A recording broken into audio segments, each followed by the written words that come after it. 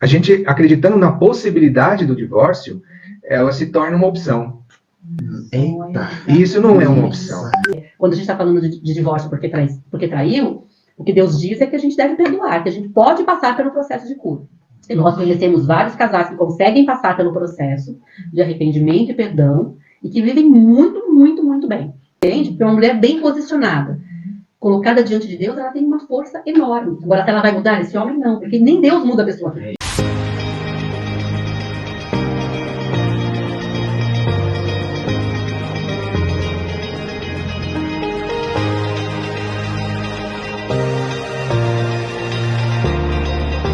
Olá, seja muito bem-vinda, muito bem-vindo a mais um podcast do Sai da Tua Terra. E hoje nós temos a honra e o prazer de receber aqui esse casal tão especial, Luciana e André Cabral. Luciana Cabral e André Cabral.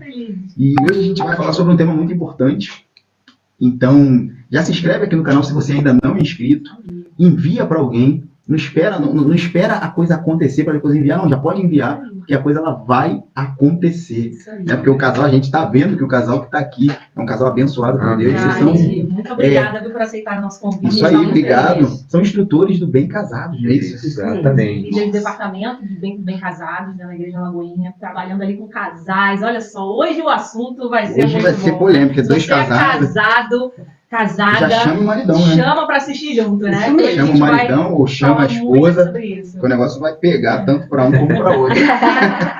Vamos lá então, gente. A gente queria... Primeiro, né? Deixa eu me apresentar. Eu sou Júnior Coelho. Sou Carla Coelho. Estamos com o casal Luciana e André Cabral. Quanto tempo vocês têm de casado? Isso aí. 24 anos. Uau! E alguns meses. 24 anos. Já vou abrir meu caderninho e começar. Vai ter uma experiência aqui pra gente aproveitar. Isso tá cada vez mais incomum, né? Muito. Por que será isso? Cada vez mais incomum. A gente vai entrar nesse assunto, mas antes a gente quer saber de vocês, né, contar um pouco de vocês, como que vocês começaram a ser instrutores do Bem Casados, como é que tudo aconteceu, quanto tempo. Verdade. E a profissão da Lu, a profissão da Lu, eu acredito também que ajuda muito nessa questão, né? Pra quem não sabe, Lu também é psicóloga, mais de 15 anos de experiência, André administrador, mas essa experiência aí como casal, nossa, agrega muito. Sim, né? ajuda muito, Como né? foi isso? Bom, isso faz bastante tempo, né? Então, mas assim, começamos lá em 99, mais ou menos, quando a gente, na verdade, começou como namorados, noivos, né, a se envolver com a igreja. E quando nós já éramos líderes de jovens, coisas assim, né, já fazíamos parte da liderança da igreja, mas assim que nós nos casamos, a igreja que nós frequentávamos na época, ela era muito carente de líderes, e assim que nós casamos, o pastor também era novo, né, ele falou, olha, vocês vão ser líderes de casais com 6 meses de casado. Eu falei, como?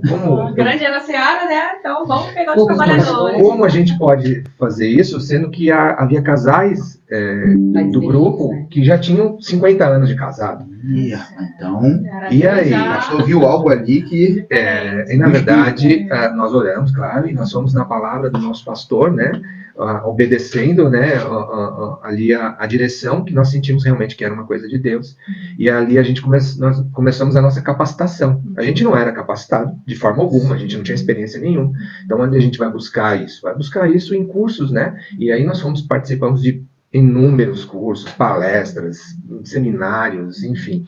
Fomos buscar conhecimento realmente para poder agregar. Normalmente nós quando a gente começou, a gente não falava assim muito, a gente trazia pessoas para falar, para trazer as mensagens e tudo mais, para colaborar com a gente, e foi ali que a gente começou, lá em 99, lá.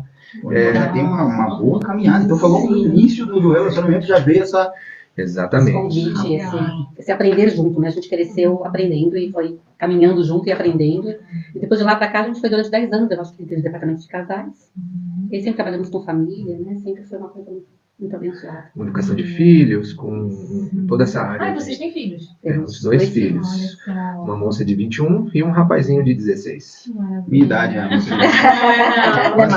quase minha idade.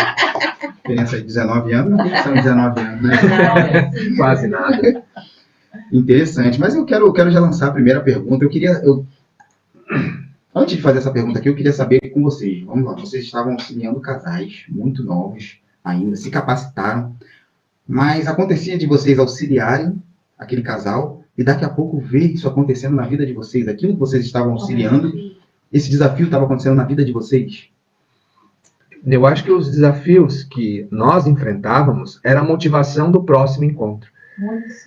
Assim, nós passamos lá por uma dificuldade na comunicação, e a gente sempre foi muito amigo, a gente conversa demais, assim, então às vezes a gente fala, poxa, a gente teve um problema agora recente com isso, então muitas vezes isso era a motivação do próximo encontro, então a gente já, a gente entendia de Deus falando isso com a gente, vamos falar sobre isso, não todas as vezes, obviamente, mas algumas vezes isso acontecia realmente, de a gente levar as coisas que nós estávamos vivendo para dentro do curso, dentro do departamento, e vice-versa também, isso acontecia também, muitas coisas, porque o mais rico do departamento é a troca de experiências entre casais. E gera muito mais autoridade, né? Sim, exatamente. Experiência, né? Isso aí.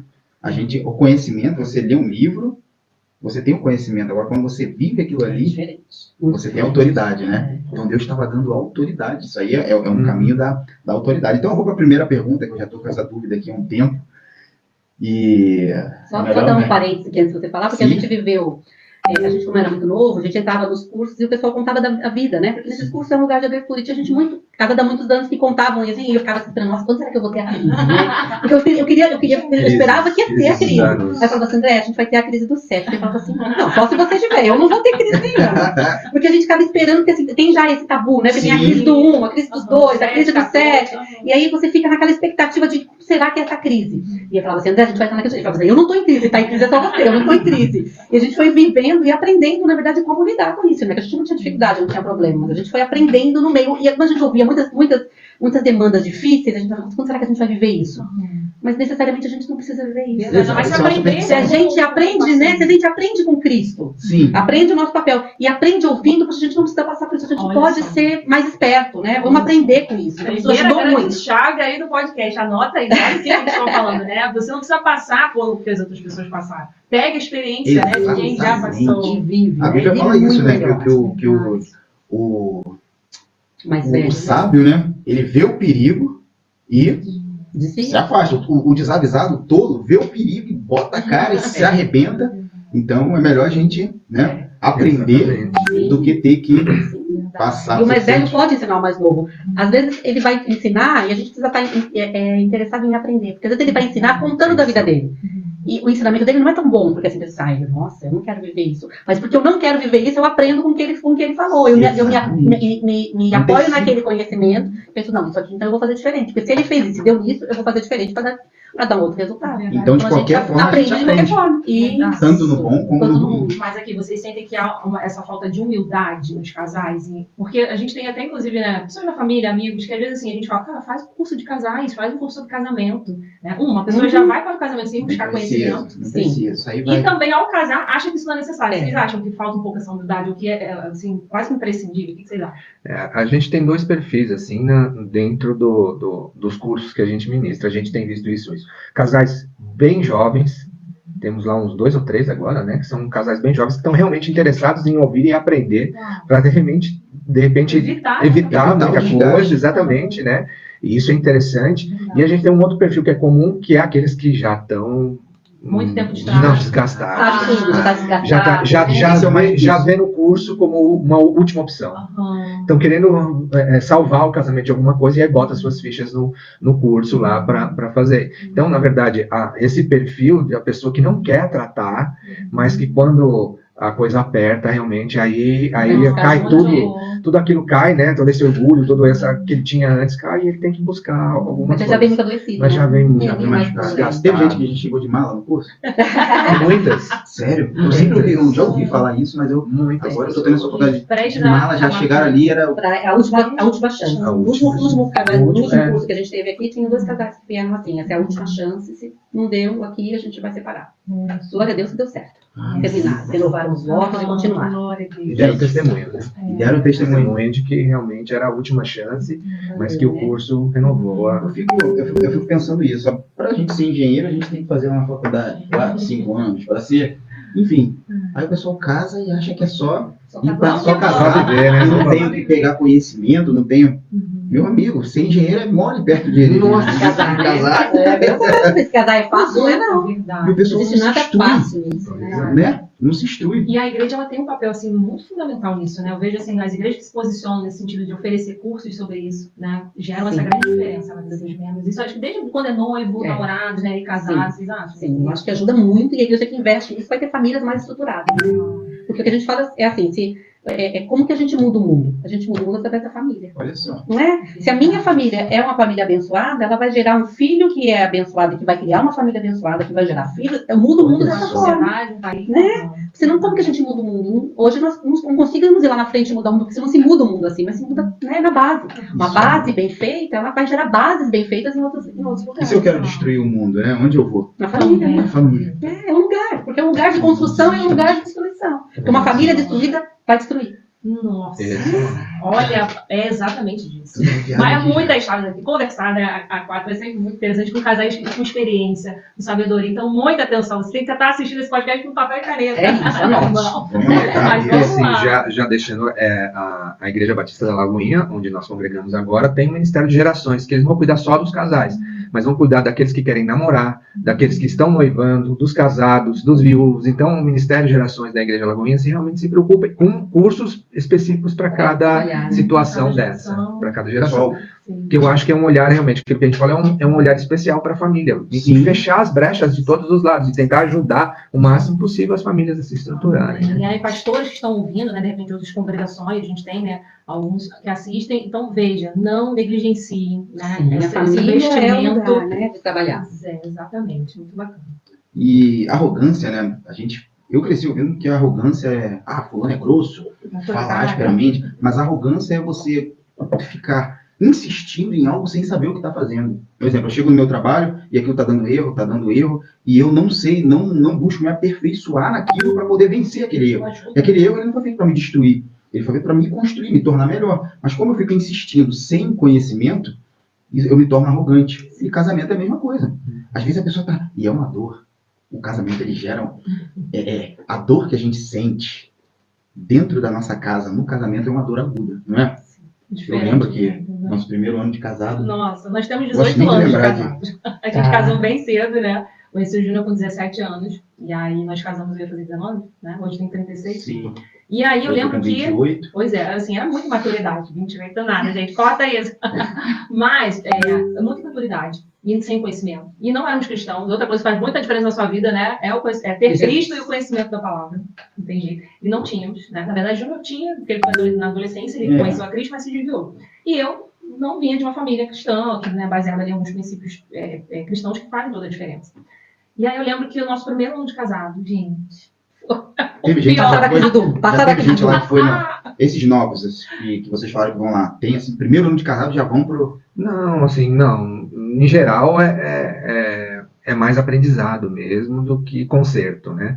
Ali eles ainda estão... Não, mas eles vão fazer o curso? Casou, já vão fazer o curso? Tem gente que faz isso? Esses que são os, né, os dirigentes. E aí vai aprender como lidar com isso. Né? Para nós foi assim, nós casamos já fomos fazer o curso. Olha aí. A gente aprendeu. Olha aí. E aí, só para complementar, né? A gente, no primeiro ano de casado, foi a época dos maiores choques, assim, né? Cada um com a sua rotina, com as suas crenças sobre o que era certo e o que era errado. Então, foi um completo caos. Só que a gente estava frequentando uma igreja e eu lembro que era quase toda semana os pastores para nos aconselhar, né? Mas, assim, graças a Deus, a gente, né, teve essa humildade, sabe? De buscar ajuda, de buscar conhecimento. E algo que eu acho que também faz muita diferença. Quando você tem o conhecimento do princípio da submissão, né? E não só da mulher, mas também do homem, né? Que se submete a Cristo, a mulher que se submete... E tendo a concepção certa. Porque vocês acreditam que esse conceito, a mulher submissa, né, o homem também, o seu cabeça, ele está deturpado? E como corrigir isso? Muito deturpado, né? Vem sempre com essa ideia de que o homem está em cima e a mulher está embaixo, né? E não é sobre estar em cima ou embaixo, né? É estar sob um cuidado. Caminhando lado a lado, sobre a mesma missão, né? É estar sobre a mesma missão e os dois caminhando juntos sobre aquilo. Mas essa pregação foi usada muitas vezes e é usada de forma errônea, né? Porque a mulher tem que estar submissa, obedecendo o marido, né? Julgado. Que marido que ela está obedecendo, né? negativa. Tem uma conotação, né? Ruim, né? Uma conotação E por que muito vem de tempo estar foi debaixo, colocada. né? Sempre, muitas vezes na igreja, né? O Isso homem estava em está cima. ligado aos papéis de cada um, e não, na verdade, aí esse subjugo aí, né? Você tem uma mulher realmente que que entende que o marido é o cabeça, mas ela também entende o papel importante que ela tem dentro de casa, como administradora, como auxiliadora do lar, e cada um representa bem o seu papel, vai conseguir fazer isso. Mas, assim, a submissão, vamos olhar isso de uma forma mais leve, né, e não negativa, é da mulher deixar que o homem faça o seu papel. Agora, quem é esse homem, né, que a mulher vai deixar? Será que é um homem que realmente cumpre o seu papel? Que é um homem, ou é esses Nutellas que a gente vê hoje em dia, né? Esse monte de homem Nutella aqui hoje em dia, que a mulher não tem confiança nenhuma, né? Ou é aquele que fala assim, não, vem aqui, minha família, eu sou o sacerdote do meu lar, eu preciso tomar as rédeas da minha casa, espiritualmente, materialmente, sou eu aqui que tenho essa responsabilidade, então, será que ele está assumindo esse papel? E aí, temos lá um homem que não assume o seu papel como homem, verdadeiramente, como seu papel, e quer que a mulher tenha algum tipo de submissão. Tem definições né? Contra ele. Quando o homem não é posicionado, isso, né, nesse caso aí, exatamente. o que a mulher precisa fazer? Quando o homem não é um homem posicionado. Porque existe, né, o mundo ideal e o mundo real. Eu acredito que muitas pessoas estão vivendo o mundo real, e não o ideal, que é o homem posicionado. Quando o homem não é posicionado, o que a mulher pode fazer para lidar com isso? Eu assim, na minha visão, ela vai ter que conversar com ele, levar ele para cursos e coisas assim, para que ele desperte nele. Porque ela não muda o homem, ela não muda o marido. Ele precisa se enxergar o papel dele e ter essa intenção de mudar, né? E ela não casou também não sabendo, né? Muitas vezes exatamente, que é aquilo que a gente já havia até comentado, que depois de casar muda. Não muda. Piora. Como casar melhora, não melhora, piora. Então, eu acho que essa questão de tentar levar ele ou ela na falta dessa posição, né? Para que haja um despertamento, né? Dentro dele, dessa necessidade de se posicionar. Porque um homem equilibrado e uma mulher equilibrada formam um casal que a Bíblia fala que é aquele de 3 dobras que não se rebenta com facilidade. É uma força. Exatamente. Essa unidade, então, né? Exatamente. A Bíblia diz, na verdade, que a mulher deve ganhar o marido, se ela é uma mulher cristã e ele é um homem que não é cristão, ela deve ganhar esse marido em silêncio. Pelo proceder. Mas uma mulher bem posicionada, sabendo o seu papel, se colocando diante de Deus, não existe diabo que permaneça nesse lugar, fazendo com que esse marido continue. Ou ele vai entender esse papel, ou ele vai mudar de lugar, porque ele não cabe dentro desse lugar. Entende? Porque uma mulher bem posicionada, colocada diante de Deus, ela tem uma força enorme. Agora, ela vai mudar esse homem? Não, porque nem Deus muda a pessoa que não quer aceitar. É isso aí. Essa pessoa vai precisar se posicionar em algum momento e dizer, eu quero permanecer com esse casamento e eu vou mudar. Ou ele não vai conseguir aguentar o peso disso. Porque não existe nada que a mulher se possa fazer para que o outro seja mudado. Ela só pode mudar ela mesma. Exatamente. Então ela, neste lugar, se posicione, né? A mulher que tem um marido que não segue o papel, ela precisa se posicionar no papel dela, bem posicionada. Mas é importante ressaltar também para que a mulher não assuma o papel do marido. No papel dela. O papel dela é... Exatamente, porque o homem está falho em certas áreas, ela por si só assume, de repente, às vezes pelo temperamento dela, ela já vai e assume toda essa parte, e isso pode trazer uma série de outros problemas aí na frente. Tanto o homem ou a mulher não podem assumir o papel do outro. Ele realmente tem que se concentrar em fazer um bom papel que ele foi indicado. Isso aí, tudo que tem ordem, né? Tudo que tem desordem, que não está em ordem, está em conflito. E isso que você falou é isso, quando a mulher assume o papel do homem, conflito. Quando o homem assume o papel da mulher, conflito. E a gente tem muito casamento hoje que está errado por conta da mulher assumir um papel que não é dela. Né? E aí depois ela se sente muito cansada, e está cansada mesmo, porque ela está num lugar que não é o lugar dela. Né? E uma família criada dentro de um lugar de papéis invertidos, ela cria filhos também que não conseguem assumir a posição. É o papel do homem liderar essa família e dar o tom da masculinidade, da mulher dar o tom da feminilidade. Quando se inverte isso, essas crianças não sabem qual é o papel de ninguém, elas estão crescendo em lares onde elas não conseguem saber qual é o papel. O que o homem faz? O homem faz tudo? Pode fazer tudo, mas fazer tudo não quer dizer que ele não dê o tom da masculinidade. Ele pode lavar a louça, ele pode varrer a casa, ele pode. E a mulher pode fazer todas essas coisas, pode trabalhar fora, pode colocar dinheiro em casa, mas ela dá o tom da feminilidade, do feminino. Isso está faltando muito. Muitas mulheres tomaram o papel de assumir, porque os pais criam filhos muito fracos, e esses homens vão crescendo fracos que não sabem assumir o papel. vendo uma família, né, que vai criando geração. Eu vejo meu pai que fica só no sofá e minha mãe fazendo tudo, essa mulher é forte, esse homem é fraco. Eu não quero um homem desse pra mim. E aí eu começo a olhar que esse pai não assumiu o papel dele. Porque o papel do homem não é só ficar sentado no sofá sendo servido. O papel do homem é trabalhar em todas as coisas. Então, se inverte esses papéis. Nossa. E vai fazer a pergunta? Tô meio assustado.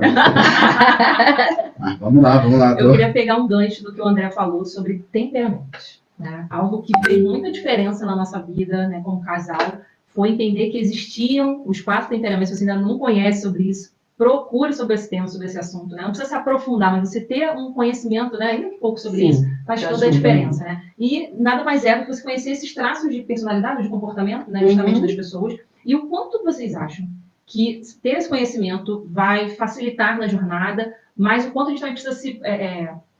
como posso dizer? Se precaver, ter um cuidado para a gente também não se esconder através do nosso temperamento e achar que eu não preciso mudar. O que vocês acham? É porque o que a Carla tá querendo dizer aí? Geralmente uma mulher que ela tem uma dominância maior, ela atrai ou casa com um homem com uma estabilidade, ele é aquele mais calmo. Eu brinco muito com ela, como eu estudei um pouco sobre temperamento, quando eu conheço o homem, eu já sei como é que é a mulher dele, quando eu conheço a mulher, eu já sei como é que é. O homem, às vezes, é aquela brabeza, quando tu vê a mulher, aquela mansidão, ou vice-versa. Deus faz isso para até não haver um equilíbrio, né? Equilíbrio, para gerar o equilíbrio. Porque 2 bravos dentro de casa, só a graça. Então, um acaba atraindo o outro, né? Isso que ela quer falar. Quando a mulher tem esse papel mais... aquela que assume tudo, toma frente, e o marido é mais calmo, ou vice-versa. Quando o homem é mais... Mas quando não se esconder também, né? Tipo assim, para não mudar. Porque eu vejo muito isso. Porque aí, na verdade, a pessoa acha que ela tem esse temperamento, ela pode gritar. Não, a mulher precisa ser controlada pelo espírito, né? Todos nós precisamos ser controlados pelo espírito. O espírito dá o tom. Então, na verdade, é a gente que precisa. Só um minutinho. O espírito dá o tom. Olha isso. E ainda que o seu temperamento seja Desculpa te cortar, mas isso é o espírito. Reforçar isso. Porque as pessoas se escondem atrás do temperamento. Eu sou isso, eu sou o que sou, que Gabriela, né? Eu nasci assim, eu vivi assim, eu sou mesmo assim, Gabriela. Mas não. É o espírito que dá o tom. Desculpa te cortar. Mas é isso, né? Se a mulher tem um temperamento forte, é um temperamento colérico, né? Ela é paz, ela não precisa ser, ela pode ser muito feminina sendo colérica. E pode saber que o papel dela, mesmo sendo colérica, não dá o direito dela assumir o papel do marido. O papel dela é o papel de mulher colérica, só isso. Né? E dentro daquilo ela precisa estar sujeita àquilo que é o homem, para que os papéis sejam constituídos firmes e firmados, né? Eu acho que é. Então eu vou entrar nisso aqui que o André, vamos lá, vamos ouvir. Vamos lá. Eu concordo plenamente com isso, que realmente os temperamentos, eles dão um tom, assim, né? Como ela falou, o espírito tem que vir controlando e a gente tem que buscar o equilíbrio, porque eu sou fleumático, mas existem áreas na minha vida que têm outras características. Eu não sou só fleumático. Eu sou um pouquinho de cada coisa. E eu acho que você encontrar um equilíbrio das outras coisas, para que você... Aquilo que a gente falou, os extremos são ruins. Então, dentro do meu temperamento, eu preciso encontrar aquilo que é mais fraco, vamos dizer assim, para que eu apimente um pouco aquela área que precisa um pouco mais de energia, por exemplo. Né? E eu preciso entender isso, na verdade, isso é uma construção, né? E é um entendimento. Não é de uma hora para outra que a gente tem falado muito disso, a Luciana tem falado disso, né, em grupos por aí, sobre os temperamentos, mas a gente tem conversado e chegado a essa conclusão, que a gente precisa realmente entender todo esse complexo do meu temperamento, entender aonde eu preciso subir, descer, e com a ajuda do espírito, que vai dar o tom, olha, você precisa realmente ter um pouco mais de energia aqui, olha, você precisa baixar a sua energia ali, porque você está demais. Então, tudo isso para você buscar um equilíbrio. Vocês acreditam que assim, o próprio Jesus, meio que ele demonstrava os 4 temperamentos, né? Mas ele sabia usar muito bem em cada situação? Sim. E ele nos ensina, nos chama para fazer isso, então. Olha, e isso que vocês estão falando, quando Deus colocou o homem na terra, ele não falou, vá lá e vive. Ele falou, vá lá e governe. E o que vocês estão falando é governo. Só que a gente aprendeu o que? A viver. Quando eu falo, eu sou mesmo assim, eu estou vivendo. Aquilo que vem eu faço. Eu sou um ser, eu estou agindo totalmente reativamente. Eu sou reativo, mas não é para ser reativo. A gente tem que ter esse equilíbrio. Esse equilíbrio ele vem com o governo. E quem melhor para governar senão o espírito? Porque é o espírito que dá o tom. É o espírito, o tom tem que ser dele. Eu quase fui para outra pergunta aqui, mas eu vou me segurar. Eu vou para essa aqui, que está tão Tão bom que eu ainda não consegui fazer a primeira pergunta. Já estou aqui querendo casar de novo, mas vamos lá. E com a minha esposa. Com a minha esposa, claro. Agora já conhece essa, vai casar com outra, né? Isso aí nem passa pela minha cabeça. Nem passa. Dá muito trabalho. Dá um trabalho. Aliás, é uma coisa importante aqui, vou trazer um outro ponto, que na verdade é essa facilidade da gente, encontrando as dificuldades no casamento, querer abandonar. Né? Porque a primeira coisa que a minha mulher dá trabalho, tá? Mas é essa, porque se você pegar outra, vai ter um trabalho dobrado, triplicado.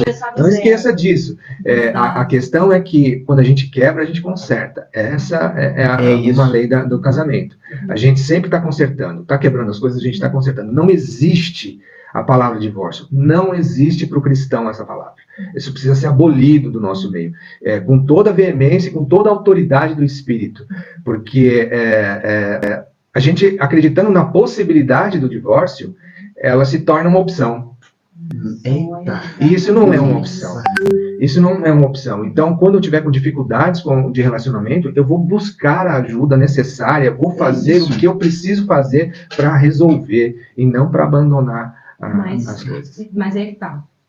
Algo que a gente vê que, assim, as pessoas trazem como justificativa, né, para o divórcio, tem muito de, porque ele traiu e a Bíblia abre essa brecha por conta de traição. Porque apanhou, teve alguma briga, né, se excederam e também é motivo.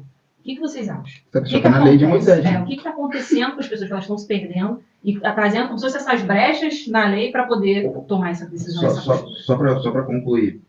Por que eu falei que está na lei de Moisés? Porque Moisés abriu espaço para isso. Adulterou, pediu carta de divórcio. Sim, mas Jesus falou. Isso está na lei de Moisés. Na graça, o que ele fala, né? Não separe o homem que Deus uniu. Sim. Então é como o André falou. É abolir isso na nossa mente. Mas... Só abrindo, acho que um parênteses, assim, né? A gente não quer dizer hoje como que Deus odeia o divórcio, e é isso que a Bíblia diz. Mas, por exemplo, isso não dá direito de uma mulher viver debaixo de um jugo onde o homem bate nela todos os dias, onde ela é subjugada, onde ela é abusada. Isso não justifica, isso é crime. E o crime tem que ser tratado como crime. Se o seu marido te bate, você precisa encontrar um meio de denunciá-lo. É isso, ele é um criminoso e precisa ser punido como tal. Né? Isso não justifica ficar, não, porque eu não posso me divorciar, eu tenho que ficar casado com um homem que me bate. Não, você não tem que ficar casado com um criminoso. Você precisa denunciar e ele precisa pagar pelo crime. Qual é o crime? O crime de ser um abusador, de ser alguém que faz isso. Agora, Deus não abre brecha para o divórcio. Esse homem pode se consertar, e essa mulher pode entender, pode vir a perdoar esse homem, pode voltar para um relacionamento muito melhor. Existem formas disso. Agora, o que a gente está falando é que senão a gente fica debaixo desse jugo de que eu tenho, então porque eu não posso me divorciar, eu tenho que viver apanhando. Não, você não tem que viver apanhando, não é justo, né, isso. Agora, quando a gente está falando de divórcio porque traiu, o que Deus diz é que a gente deve perdoar, que a gente pode passar pelo processo de cura. E nós conhecemos vários casais que conseguem passar pelo processo de arrependimento e perdão e que vivem muito, muito, muito bem. E conhecemos casais também que passam por nós que não conseguem viver esse processo do perdão, porque é um processo difícil. Sim. E por causa da dureza do coração, existe o divórcio. Porque o coração está duro para o perdão. E agora, essa pessoa vai deixar de ser abençoada? Não, Deus vai continuar abençoando e trabalhando com ela, até o momento que ela consiga perdoar. Porque a pessoa que não consegue perdoar isso, ela não consegue perdoar outras coisas também. Então, é um processo dela de ser trabalhada. E Deus vai continuar amando e trabalhando com essa pessoa. Eu acho que é dessa forma que eu vejo. Show de bola. Então, muito esclarecedor. Eu vou voltar aqui rapidamente com o que o André falou aqui, que um amigo meu estava falando com o pessoal, hoje em dia, fulano não deu muito certo. Tem gente que sai do casamento, casou hoje, saiu do casório, na lua de mel já está acabando, porque não está dando certo. E um amigo meu falou que, esses dias, né, tem uma brincadeira, mas se não fosse trágico, seria engraçado. Ele falou que hoje em dia o pessoal está casando no servil, né, mais no civil. Fulano casou em qual modalidade? Casei no civil, no servil. Por quê? Serviu, continua. No serviu, sai. Olha só. E é isso, né? Hoje em dia isso, né? É absurdo. As pessoas separam por qualquer motivo, né? Porque incompatibilidade de genes, né? Isso é uma coisa muito usada, incompatibilidade de genes, que a gente não se dá bem, quer dizer, não se dá bem com esse, não se dá bem com aquele, porque se dar bem é se dar bem com você mesmo também. E falta um pouco saber lidar com a diferença, porque a gente está falando, né, de dois seres humanos que, assim, são muito diferentes, né, um do outro, em diversos aspectos. E as pessoas, então, acho que estão achando que casar com alguém, estar junto de alguém que precisa ser muito parecido comigo, porque realmente senão não vai dar certo. Vocês veem isso, às vezes? Bom, vamos começar de que casar, um estigma, casar não é por amor, casar é decisão. Eu estou decidindo me unir a esta mulher. E lá quando a gente, se leva muito levianamente isso, essa decisão. Primeiro, eu preciso escolher bem aquela pessoa que vai estar do meu lado, porque vai ser para o resto da minha vida. Então, eu preciso escolher bem. Uma vez que eu escolher bem, Deus nos faz ter uma aliança. E é para isso que o casamento serve. Para firmar uma aliança entre eu, a minha esposa e Deus. É por isso que a gente vai lá para o pastor, para o padre, seja lá para pedir que Deus faça essa aliança comigo. Quando Deus faz uma aliança com alguém na Bíblia, não existe outra opção, ele vai cumprir aquela aliança, né? E a gente leva isso muito levianamente, porque a gente não entende a seriedade dessa aliança. A seriedade que é isso que nós estamos assumindo diante de Deus, e não é... Hoje em dia, na verdade, eu caso para quem? Eu caso para os meus amigos, caso para festa. A gente já casa no salão de festas, na verdade, já não casa mais nem na igreja. Já casa no buffet, sei lá onde. Diversos, e se preocupa com fotógrafo, se preocupa com o site do casamento, com a decoração, com a música, com isso, com tantas coisas, e a coisa mais importante que está sendo lá consumada é essa aliança. E aí, na verdade, os critérios dessa aliança são os votos. Então, quando eu falo lá que eu vou honrar na doença, na saúde, na pobreza, na riqueza, e vou honrar isso, e para isso eu empenho a minha honra. Normalmente é assim, né, que são os votos, quando são aqueles padrão, né? E para isso eu empenho a minha honra. Olha só que importante isso, e as pessoas levam isso levianamente. Aquilo que eu digo ali tem um peso espiritual imenso. Imenso. Porque Deus vai cumprir. Deus vai cumprir. Espera que a gente vai cumprir. Que a gente cumprir. E a gente distraído. Ou seja, voto de todos, né? É isso. Não seja voto de todos. Você está votando diante do... Que é os votos. Você está votando diante do seu parceiro e diante de Deus, diante de uma comunidade que está testemunhando aquilo. E aquilo é a coisa mais importante do casamento, ele perdeu o véu, porque... Como a gente está distraído. Distraído, né? Com todas as outras coisas. Que é o menos importante, o vestido, a roupa, os padrinhos, tudo isso é parte. Mas o mais importante é o que eu estou prometendo para ele. Daquele momento em diante, eu tenho uma aliança que não pode se quebrar. Exatamente. E eu penso na parábola das 10 virgens, né? As 5 que agiram prudentemente e as 5 distraídas. Se a gente parar para analisar, a gente nunca teve uma geração tão distraída como essa agora, e tende a piorar. Tende a piorar. Mas vamos lá, eu quero fazer a primeira pergunta. Quer falar ainda, né? Só concluindo aqui o pensamento anterior lá das diferenças, né?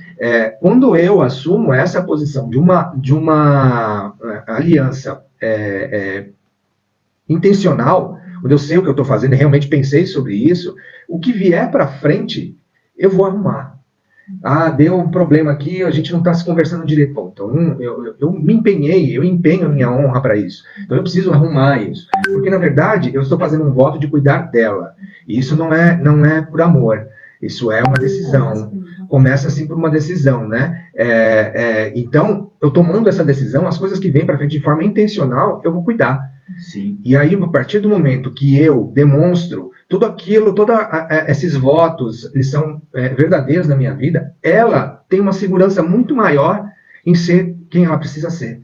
Porque do meu lado tem alguém que vai me honrar, tem alguém que vai estar comigo na doença, na pobreza, na riqueza, em qualquer lado. Então, imagine a segurança que eu tenho, porque quando eu estiver caindo, ela me levanta. Quando ela estiver caindo, mas isso vem da segurança que eu tenho em pessoas que realmente estão comprometidas ali, naquele dia, diante de Deus, com essa aliança que é importantíssima. Mas algo muito importante que eu quero trazer aqui, até baseado, assim, em casais que a gente conhece, né, e às vezes que você se relaciona, ou que tem visto até na sociedade, né, que se repete muito. A situação dele, quando o marido ele se perde também no meio do caminho, essa mulher, ela também se distrai, e acaba não se tornando, não se posicionando como uma mulher sábia que edifica a casa, né? Ou aquela que, poxa, vai buscar em Deus a solução. E aí, justamente, desanda tudo, né? E aí ela não consegue ser nem esse apoio, essa coluna, né? E o marido também. Mas pode ser vice-versa, tá? Vamos colocar aqui que pode acontecer de ambos os lados. O que vocês acham? Assim, vai precisar haver um despertamento, pelo menos de um, que senão realmente vai desandar, né? Ou nem vale a pena lutar por aquilo, tipo a mulher, né, viu que o marido está se desvirtuando ali, já está dando sinais que ele não quer, ela não precisa buscar, entendeu? O que vocês acham sobre isso? Acho que sempre tem uma chance. A gente está falando de amor, né? O André falou assim, a gente não casa por amor, até porque o amor hoje ficou muito banal, né? Todo adolescente começa a namorar, ele tá, a primeira palavra, eu te amo. Eu te amo. Se eu te amo, ficou tão comum, né? Eu amo, eu te amo. Parece que é muito fácil amar. E amar não é fácil. Né? Amar dá trabalho, precisa de cuidado, precisa ser regado. Amar dá trabalho. E a gente hoje usa essa palavra amo e amar é muito mais do que isso. Né? Então, amor é decisão. Eu decido te amar, mesmo que você estiver doente, mesmo que você estiver chato, mesmo que você estiver descabelada, mesmo que eu decidi te amar. Eu vou lutar do teu lado para que as coisas melhorem. Agora, não tá bom, precisa continuar lutando. Alguém tem que lutar. Se alguém lutar e se posicionar, é isso, né? Deus sempre vai estar do lado do casamento. Só acontece essa quebra quando uma das partes... Quando alguém realmente não quer. E aí, se não quer, não é, assim, quando não quer, não existe ninguém que possa fazer, porque Deus deu para nós o livre-arbítrio. E nós somos detentores desse poder. Né? Ele diz que ele nem entra no coração se a gente não abrir a porta para ele. Né? Eu bato. Se você abrir, eu entro. Se você não abrir, eu continuo aqui batendo, mas eu não vou entrar. Então, Deus não vai invadir e mudar o outro porque eu quero. Quando eu acho que o outro precisa mudar, mudo eu. E o outro, através da minha transformação, vai ser mudado também. É interessante que esse negócio de amor realmente está muito deturpado, né? As pessoas acreditam que esse amor hollywoodiano é o amor, mas a Bíblia não fala em 1 Coríntios 13, se eu não me engano, não fala que o amor é isso. Pelo contrário, fala que o amor é sofredor, tudo crê, tudo suporta. Esses dias eu vi um rapaz falando que ele ficou 17 dias com a filha dele. Ele, claro, já amava a filha dele, mas ele ficou 17 dias com a filha dele no hospital. E quando ele saiu de lá, ele é um grande empresário, esse cara largou tudo para ficar com a filha dele. Quando ele saiu, até me arrepio quando eu falo isso, ele falou, quando eu saí adoecido. Minha filha, em 17 dias, ela saiu de um quadro péssimo para um quadro excelente, teve alta, mas quando eu saí daquele hospital, eu estava doente de amor. Ele teve que cuidar tanto daquela filha, que ele falou, eu adoeci de amor. Agora você imagina que Deus não... O que não é esse Deus? Ele falou, pô, é um cara extremamente inteligente, falando isso, eu falei, gente... A gente não tem noção, né? Tanto que a Bíblia fala que o amor e o ódio a gente não conhece, eles passam perante nós. E Paulo fala o seguinte, um dia conheceremos, né? Porque hoje conhecemos em parte, a gente não tem condições. Então esse negócio, como o André também falou aqui, pensamento. Tudo começa no pensamento, tudo. A pessoa que casa, pensando que a hora que der ruim pode divorciar, não tem jeito, não vai divorciar. Vai divorciar. O que acontece? E tudo começa no pensamento. Se eu não dou ouvidos aos votos, se aquilo para mim é mera... faz parte do protocolo? Faz parte do protocolo. Isso já dificulta o de eu me manter no casamento, porque tudo começa no pensamento. Agora, quando eu começo um casamento, como você falou, pensando, dei atenção para aqueles votos, é na saúde, é na doença. Olha o meu pensamento. Né? O que Jesus falou? Jesus falou que na lei de Moisés, o divórcio precisava ser consumado. Mas ele falou, agora, na graça, você pensou, cobiçando, no ato aí com outra mulher, já era, porque aqui já foi consumado. E quando aqui é consumado, para o mundo externo ser consumado, é um pulo. Então, muito interessante isso. E agora eu acho que eu vou conseguir fazer a pergunta. Agora vai. Vamos lá, agora vai. Não, é uma pergunta simples, mas é uma curiosidade. Em Efésios 4:26 fala, irai-vos e não pequeis. A pergunta é sobre, não se ponha o sol sobre a vossa ira. Qual a importância da gente agir em cima disso no casamento? Não deixar o sol se pôr sobre a nossa ira. E aí, podem explicar um pouquinho sobre isso também? Para nossa gente. Assim, eu entendo isso hoje. Quando a gente começou a estudar, inclusive esse texto, era uma coisa um pouco mais literal. Olha, vamos resolver. Hoje a gente enxerga um pouquinho mais com experiência, com a troca de ideias e olhando. Eu acho que isso é um pouco figurativo, não é tão literal. Não deixar o sol se pôr sobre a sua ira, assim, na verdade você não vai deixar isso prolongar, entende? Mas não é que, não, eu tenho que resolver antes das 6 horas da tarde, porque senão o sol se põe, não está por aí. Mas é importante não deixar que a ira domine o seu coração, é importante saber intencionalmente, falar, puxa vida, eu preciso resolver isso com a minha esposa, não deixar isso para lá, é resolver. né? Não tratar isso levianamente, mais uma vez. Mas é porque essas coisinhas vão se juntando, né? Se a gente não trata, se a gente deixa, elas vão se acumulando isso. E isso, às vezes, fica inviável de você poder tratar mais à frente. Então, quando o texto fala não deixar, é realmente para dar atenção a isso quanto antes você resolver isso. Não é resolver perdão? Exatamente. Principalmente quando tem... E existem coisas importantes que eu acho que é esse, o casal, assim, brigou, dorme separado, brigou, dorme... Não, a gente conserta, a gente, assim, não vai dormir um na sala e o outro no quarto, a gente vai dormir junto. Por quê? Porque a gente tá de mal, a gente brigou, a gente vai ali tentar consertar o negócio. Eu vou refletir, o fleumático vai agir de uma forma, o colérico vai agir de outra, o temperamento ajuda isso, o sanguíneo vai agir de outra, o melancólico vai ficar mais triste, mais amuado, vai guardar mais tempo, porque é do temperamento dele. Né? O sanguíneo vai explodir, mas depois já vai pedir perdão, desculpa, vai fingir que não aconteceu nada, vai agir dessa forma. O colérico vai explodir, vai ficar muito bravo. Então, cada um vai agir de uma forma. Agora, a forma de reação tem que entender que precisa de perdão, de qualquer dos lados precisa de perdão. Então, tem que se arrepender. O espírito deu o tom, né? É isso. E vai dar o tom, né? Vai dar o tom. E vai dizer pra você, opa, você exagerou. E a gente vai exagerar porque a gente é do temperamento exagerar. E você vai reagir, porque quando você está diante de um conflito, você age temperamental. É temperamento que vai agir. É ele que vai dar essa resposta. Mas aí, depois disso, né, a mulher controlada pelo espírito, o homem controlado pelo espírito vai entender, pisou na bola. Podia ter falado de outra forma, não precisava ter falado assim. Eu acho que a frase desse podcast é o espírito tem que dar o tom. E eu vou falar algo aqui com vocês que foi o que eu fiz. E... Rapaz, eu tô te vendo de lado, tu parece com o George Clooney. Todo mundo fala isso pra ele. É mesmo! Pô, Meu Deus do céu. Algumas pessoas já falaram isso pra ele.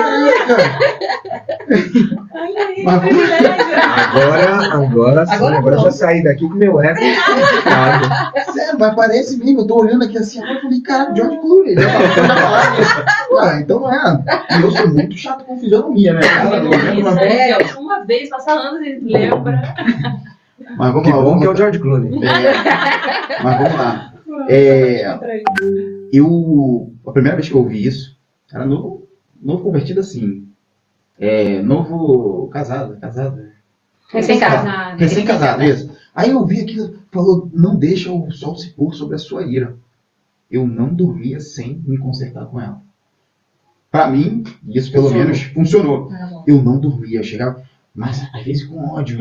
Aquele ódio mesmo, eu falei, chegar cá, posso falar com você? Aí ela fala, aí a gente sentava, conversava e a gente não deixava, porque pra mim o sol se pôr sobre a sua ira no dia... Não podia terminar o dia, né? Isso aí, eu não podia dormir. Não, na verdade eu não podia dormir sem consertar. Aí passou um tempo, eu vi a Joyce Meyer, uma pregação dela, falou que a contenda dentro de casa atrapalha o fluxo da bênção. Às vezes a bênção tá vindo, mas aí vem aquela contenda. Isso foi a Joyce Meyer falando, aí eu falei, adotei. Falei, quer saber? Agora, aí eu botei uma meta, eu falei, não passo mais de 10 minutos. Então, se a gente brigar 9 horas da manhã, 9h10 eu já tenho que ir lá consertar. Consertar que eu digo assim, eu não preciso que ela aceite, mas eu preciso que eu vá lá e fale, me desculpa pelo que aconteceu, alguma coisa assim. E a gente tem feito isso. Às vezes passa agora, 10 minutos. 9h20, e isso assim, pode ser uma crença, pode ser uma série de coisas. Só que eu tenho executado isso. Eu acho que não é regra, não tem um horário. Não existe um tempo determinado, né, para você resolver as coisas. Você tem que resolver. Porque, usando o exemplo dos temperamentos, o sanguíneo está de cabeça quentíssima. E, às vezes, de cabeça quente, você não resolve aquilo que você poderia resolver da forma correta. O fleumático tem que pensar um pouco sobre o assunto para poder mastigar aquilo e poder trazer uma opinião melhor. Ele não vai saber lidar com aquilo naquela hora. Então, se para vocês funciona, é ótimo, maravilha, e é muito abençoado. Agora, tem pessoas que talvez precisem de um tempinho a mais, uns minutinhos a mais para resolver. E ok também, o importante é que você entende que isso não pode criar raízes, não pode ser deixado para lá e precisa ser olhado com uma coisa muito comum é que as pessoas começam a guardar essas pequenas coisas. E acha que são pequenas coisas. Hoje ele me respondeu mal. Eu falo, hoje ele me respondeu mal. Nossa, hoje ele nem falou, nem me agradeceu por aquilo que eu fiz. Nossa, não elogiou minha comida. E eu começo a guardar essas pequenas coisas, daqui a pouco ela fica um monstro dentro de mim. Virar uma água, e aí quando eu solto tudo de uma vez. E aí aquilo que era pequeno ficou tão grande que cria um rombo. Porque uma pessoa ferida quer ferir. Olha aí. Se eu estou ferida, eu quero ferir também. Por quê? Porque eu só posso dar aquilo que eu tenho. E naquele momento eu tenho ferida, eu não tenho outra coisa para dar. E a hora que eu vou soltar, eu vou ferir. Aí você vê aquelas brigas aqui de casal que começa um ofender o outro, procurar uma coisa mais baixa para dizer. Porque eu tô ferida. Ficar um espetando o outro. Isso. São duas pessoas feridas. Duas pessoas feridas querendo consertar, né? Porque é uma das coisas que a gente vê mais destruidor no casal. Veja que o casal comum também. É muito comum. Os casais, eles são íntimos sexualmente. Eles se desnudam, eles tiram a roupa um diante do outro. E é lindo isso. Deus nos deu isso. Mas eles não abrem os seus próprios sentimentos. Eu tenho vergonha de dizer as minhas mazelas para o meu marido.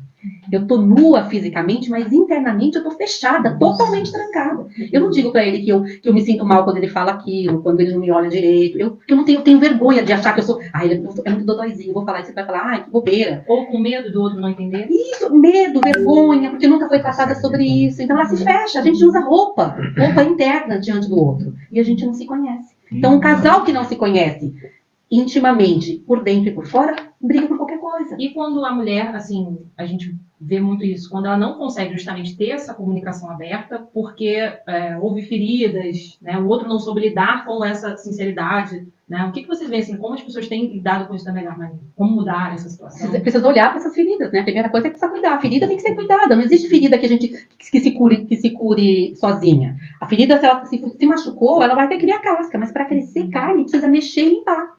Se tá sujo, não cria carne. A carne só vai crescer quando eu abrir essa ferida, limpar toda a sujeira e deixar a carne crescer. Então, assim, se tem ferida, tem que cuidar. Eu fui traumatizada, meu pai me abusou, meu pai me batia muito. Eu preciso olhar para isso. São feridas abertas. Vai manifestar no casamento, mas e não é do casamento. E não dá para o outro curar em você. Você precisa curar. Cada um é responsável por essa cura. Né? A cura é minha, individual. Porque isso vai refletir no meu casamento. E a humildade também tem que entrar aí, né? Buscar essa ajuda para perceber, né? Que eu estou doente, que eu não estou legal, que o meu casamento está ferido porque eu estou ferida. E pessoas feridas certas.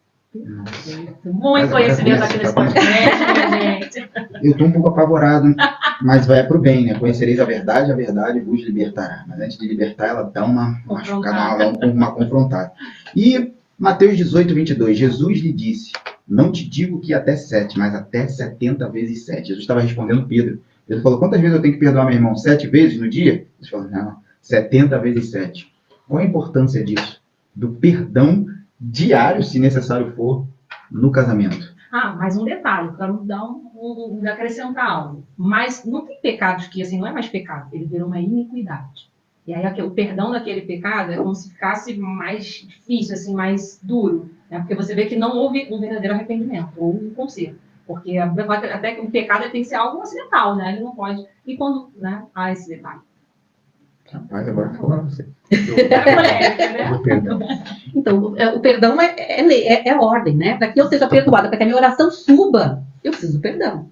Deus fala assim: se você vem oferecer uma oferta no altar e lembra que está em alguma coisa errada, que não perdoou, vai lá, deixa a oferta lá. Vai lá, conserta e volta. Então, é uma ordem, uma lei de Deus. A gente precisa perdoar. Agora, do ponto de vista psicológico, tira um pouco do espiritual. Para quem está ouvindo, sobre a importância do perdão. Então, eu acho que no psicológico a gente precisa expor.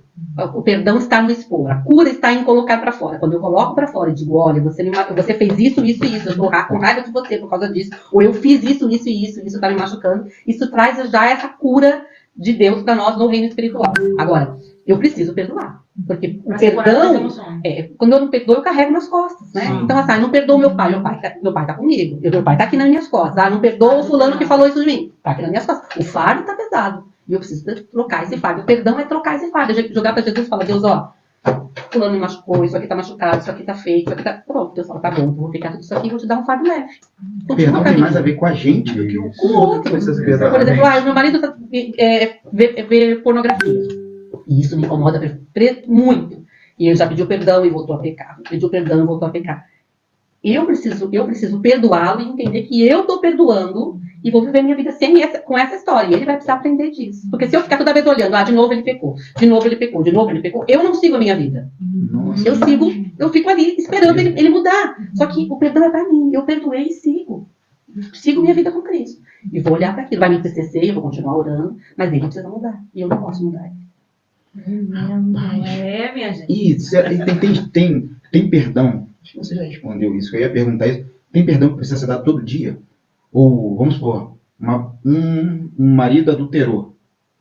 Aí a mulher, sabe que o ser humano oscila, né? A gente acaba sendo inconstante. A mulher, numa hora, num dia bem, ela fala, eu te perdoo. Aí passa um mês, aí volta aquilo de novo. Vocês acreditam que o perdão... Ele não ficar ruminando o pecado do outro? Sim, tem perdão que precisa ser dado todos os dias? Ou Vocês ele não acreditam nisso? aconteceu de fato? Eu acho que o perdão é uma vez só. Uma vez que você perdoa, você perdoa. Você só precisa, na verdade, se conscientizar. Uma vez que você pede perdão para Deus por algo que você fez, ele diz o quê? Que ele pega o seu pecado e joga num rio onde ninguém sabe o nome, para ninguém ir lá buscar de volta. Mas o problema é que nós, que não esquecemos nada, Sim. que temos essa mente constantemente inquieta, fica ali buscando, né? Ah, mas, poxa vida, eu fiz isso daqui, nossa, fiz isso daqui, não. Uma vez que você pediu perdão, está perdoado. Deve estar perdoado. Agora, eu acho que isso usa-se a palavra sem ter, né? Sem ter essa dimensão. Eu acho que, às vezes, o perdão é um processo de eu entender o que aconteceu, de eu aceitar isso e realmente liberar o perdão. Mas só que, muitas vezes, para aliviar o estresse, não, eu perdoo. Mas não perdoou, né? Mas não perdoou. Você tem que passar por um processo ali, às vezes, que demora algum tempo ali, para que você consiga realmente, porque Deus, ele é totalmente poderoso ali para fazer isso, mas nós não.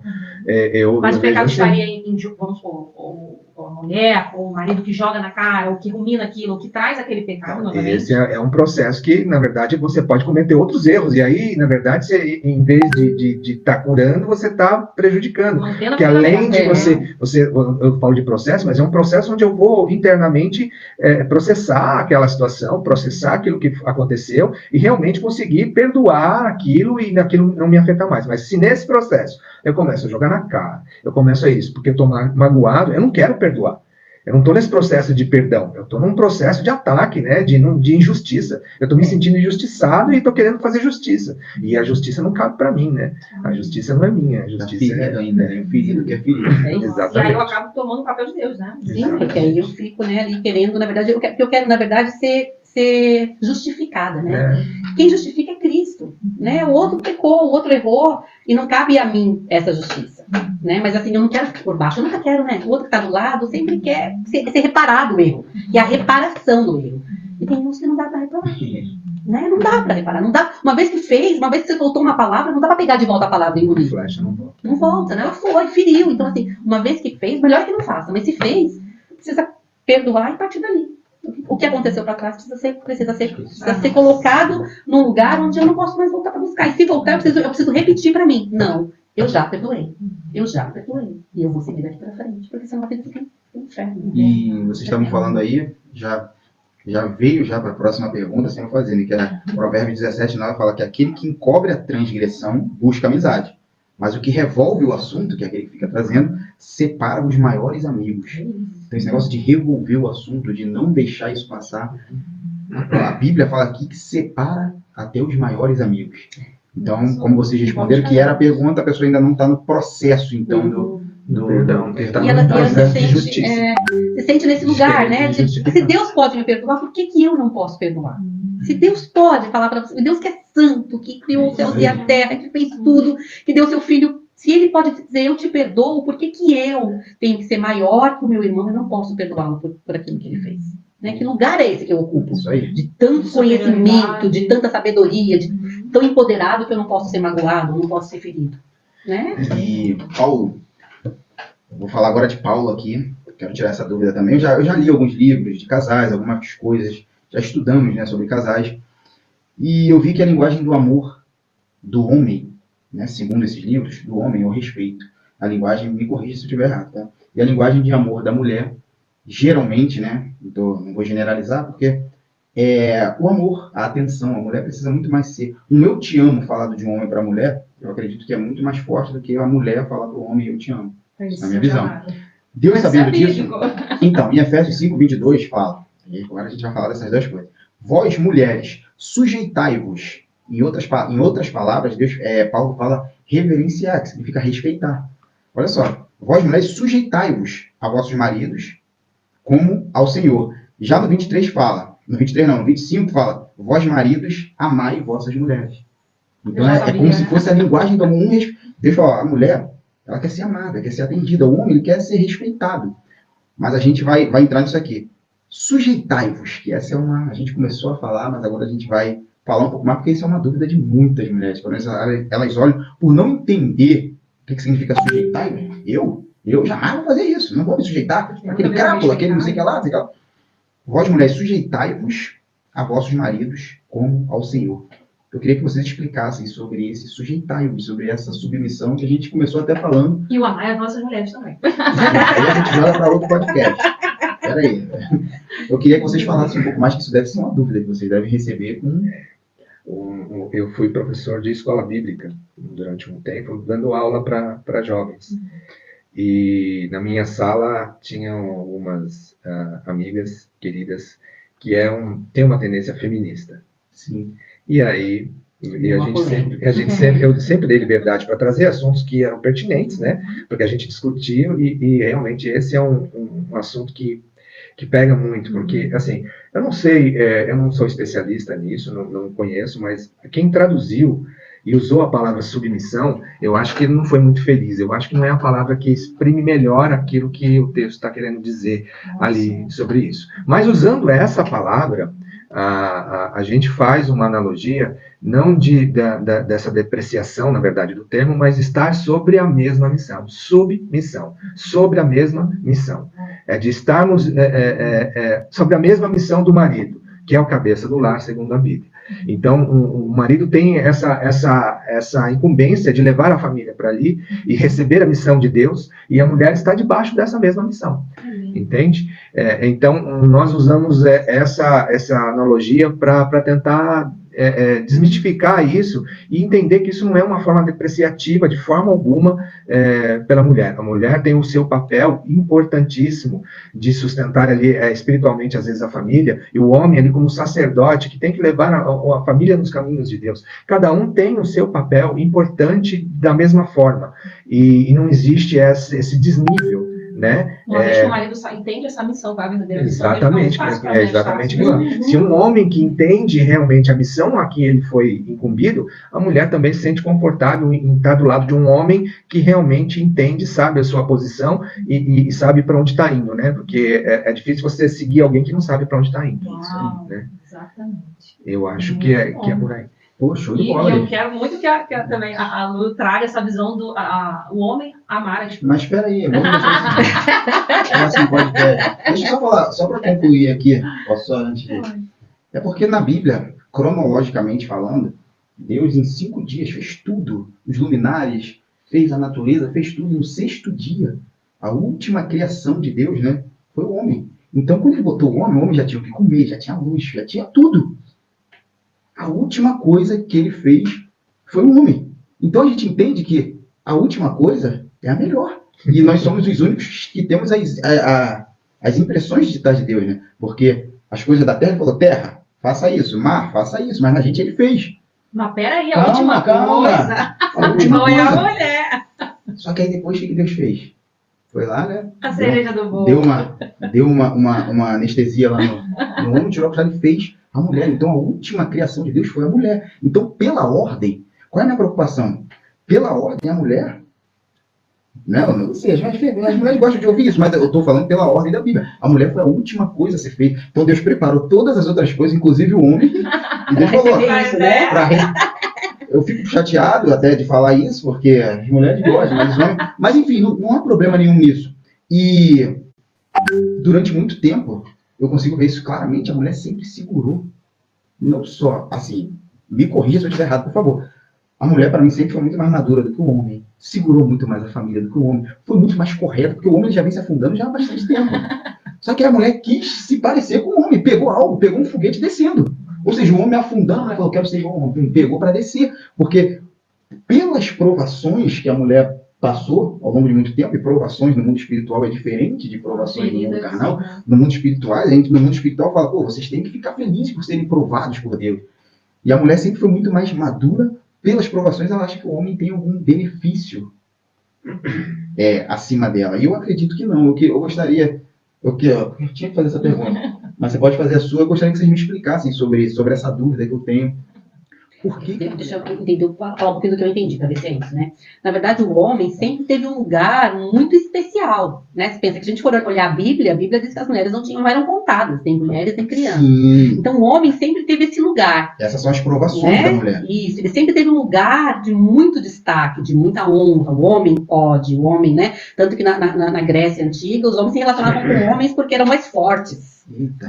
Né? Porque eles eram pessoas fortes se relacionando com outros fortes, porque a mulher era uma coisa fraca, a mulher era para ser como serviço sexual. A mulher tinha só essa conotação. Então, durante muito tempo, a mulher estava sempre por baixo desse lugar, sem entender o propósito de Deus nessa criação, de que a mulher estava junto com o homem, não abaixo do homem.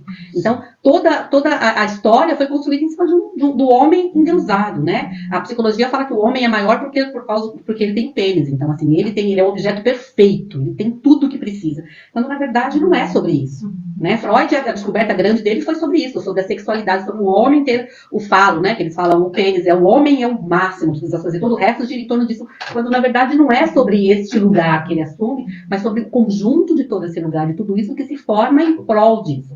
Então, assim, por conta desta visão, a mulher sempre esteve muito, muito embaixo. E aí veio uma luta de que a mulher precisava conquistar um espaço, e que não é um espaço do masculino, mas um espaço de ser olhada, um espaço de ser vista, um espaço de poder fazer a mesma coisa. Durante muito tempo, o homem se sentava e a mulher servia. Né? Não sei, meu pai sentava na mesa, minha mãe colocava um prato, colocava comida, e a gente tinha que comer em silêncio. Porque eu gostava de barulho quando ele estava comendo. E isso é uma aprovação para a mulher, né? Né? Ela tem que ficar ali em silêncio, servindo ele, e ele dava dinheiro, só ele que trabalhava. Então ela estava falando, você dá um dinheiro para comprar isso? Então, assim, o homem dominava, e durante muito tempo foi assim. E aí as mulheres viram um lugar onde elas precisavam brigar por isso. Só que aí, de novo, é o excesso, né? Eu não preciso ser igual ao homem para lutar com o homem. Eu preciso lutar pelo meu lugar. Qual é o lugar? De reconhecimento, de que eu faço, de que eu sou forte, de que eu luto, de que eu posso agregar, de que o que eu tenho é importante também, de que eu não preciso te servir, mas eu também posso ser servida, né? De que o homem pode fazer uma comida e a mulher pode se sentar na mesa e comer junto. Então, ela foi buscando esse espaço, só que aí passou pelo excesso, né? Quis mudar o que é isso, quis mudar o papel. Ela quis assumir um lugar que não é dela, que é o lugar do homem que estava nesse topo. E, na verdade, ele precisava descer desse topo e ela precisava subir um pouquinho e ele precisava descer um pouquinho, os dois só se nivelar, né? Tem um equilíbrio. Eu acho que é nesse lugar que a gente vê essa busca do feminismo, que entra para buscar esse lugar, mas não o lugar dela, o lugar do homem, que, na verdade, não é o lugar que ela precisa ocupar.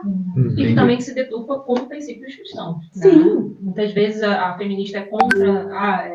Na verdade, ela é a favor de aborto, entre outras coisas que ferem princípios cristãos, né? Porque ela vai buscar, na verdade, um lugar que é esse, né? De poder escolher, de poder dominar, de poder falar não, né? Porque, assim, a mulher não teve durante muito tempo, não teve voz. Porque no mundo espiritual, a provação, o lugar de provação, ser provado, é o lugar de crescimento. E a mulher, ela já é provada há quanto tempo? Há muito tempo, né? Como você falou aí, não podia sentar, não podia... É um lugar de provação. Que, para mim, não significa que seja Deus punindo. Ah, Deus fez isso. Eu acho que foi o homem que errando nesse lugar, né? Não entendendo esse lugar. Não entende. Isso aí. Acho que as coisas foram confundidas pelo homem, né? Em achar que... E o homem buscando poder, né? O homem buscando poder. A igreja, por exemplo, a igreja católica, que foi que colonizou praticamente todos esses países, ela tinha esse poder, aí ela podia tudo. E o clero não podia nada, não podia conhecer a Bíblia, não conhecia a palavra, não lia a Bíblia, não podia.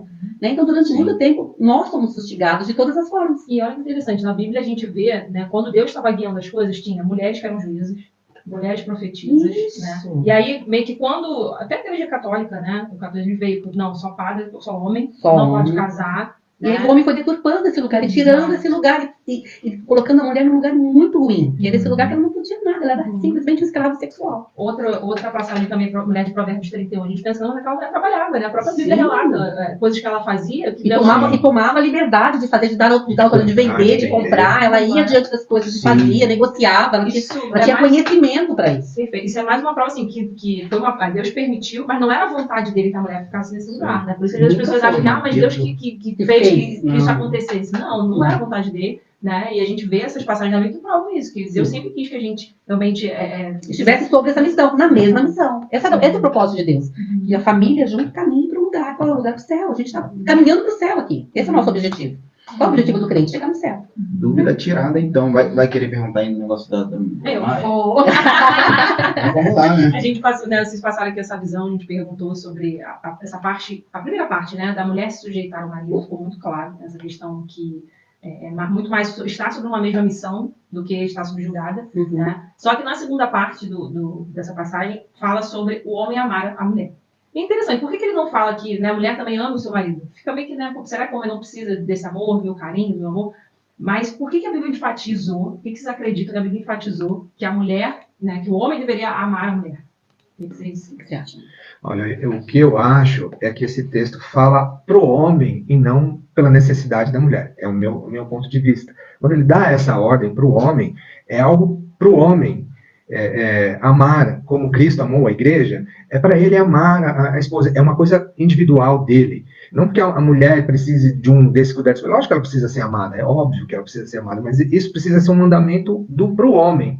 Entende? Para que realmente talvez ele não deixasse essa mulher em segundo plano, ou não tivesse essa visão de deixar a mulher no canto, mas realmente desse essa importância necessária para o homem, entende? O homem tem que dar essa atenção necessária. Eu costumo falar assim que felicidade no casamento não está em achar a pessoa certa, mas em ser a pessoa certa. Então, eu acho que é o Deus instruindo o homem a ser a pessoa certa para aquela mulher, entende? É uma instrução realmente que eu preciso internalizar e realmente eu tenho que tomar essa decisão, eu vou amar essa mulher, entende? Para mim está mais ligado a isso, a ser esse homem que leva a família para a mesma missão, que sabe onde tem que ir, e tá meio ligado a isso, entende? E para ele não se distrair, tipo, um direcionamento, exatamente. Porque a mulher, ela vai muito pela emoção, né, por ser mais sensível, Deus nos conhece.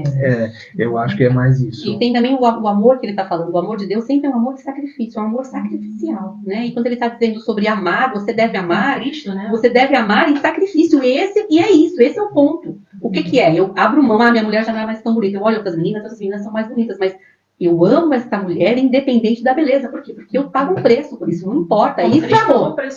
Né? Essa mulher já não é mais tão legal como ela era, mas eu pago o preço. Por quê? Porque o amor é sacrifício.